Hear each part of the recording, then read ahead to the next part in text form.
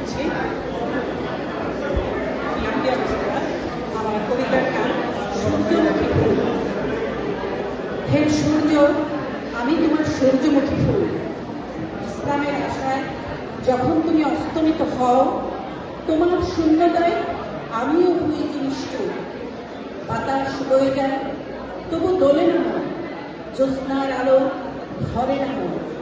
রাতের আচলের শীতল হাওয়া, পূর্ণিমার স্নিগ্ধ ভালোবাসা, এসব কিছুই মেটাতে পারে না আমার প্রেম পিপাসা। হে সূর্য, তুমি আমার একমাত্র ভরসা। তুমি আকাশে যেদিকে যখনই উঁকি দেবে, আমি ধরণীতে দাঁড়িয়ে সেদিকে তখনই মুখ তুলে তাকিয়ে থাকবো। লুকোচুরি খেলার ছলে যখন তুমি আড়াল হবে, এই মুখ নত করে রাখবো সারা রাত তোমার প্রতীক্ষায়। এই মুখ ফেরাবো না অন্য কোনো আলোর প্রতি, যদিও থাকে তার উজ্জ্বলতা তোমার চেয়েও বেশি। আমি যে হই সূর্যমুখী। হে সূর্য, এই জীবন এই যৌবন শুধুই তোমার।